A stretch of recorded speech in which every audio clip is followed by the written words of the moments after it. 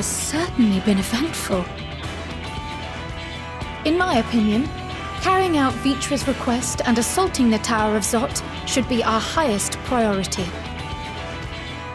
I agree. While I still have questions concerning the Forum and their grand undertaking, we have all but exhausted our avenues of investigation.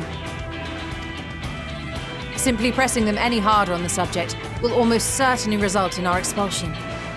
Therefore, I suggest we explore the ethereal sea connection by way of a letter to Master Motoya, then make our way to Thavnair. I wonder, even with the protection these talismans afford us, what can we hope to achieve once inside the tower? According to Orenvold and Frodola's report, they were unable to free the Emolja. Worse, their attempts triggered the tower's defenses, which led to a summoning of Luna Ifrit. What does it tell us that the Spires even have such defenses? Simply pulling a prisoner from the wall is fatal, thus the direct approach is doomed to failure from the outset. Any further measures to dissuade such actions seem unnecessary. Unless, of course, there is a way to free the prisoners without killing them. Then it stands to reason that any intruders will be met with overwhelming force. The towers appeared throughout the world in but the twinkling of an eye. 'Twas by magical means these structures were raised, I surmise. A spire thus conjured must needs be maintained, and I suspect an arcane catalyst, some manner of core, doth lie hidden within.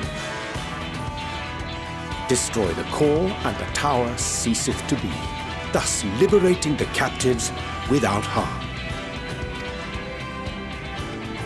So we can hope, and I would prefer to enter the tower with a working theory than with no plan at all. Assuming Ishtola's reasoning is correct, the chances of the defenses remaining dormant are small to none. Any primals will have to be dealt with, and defeating one will likely only lead to the summoning of another. Our every victory will only compound the prisoner's suffering. May we not then divide our forces? Those proficient in healing will focus on sustaining the captives. That duty can be covered by Urianger, Kryl, Yostola, and myself. The remaining scions will proceed with the search for the core. Admittedly, this strategy puts both parties at greater risk, but it should bolster our chances of saving the Arcosodora by a considerable margin.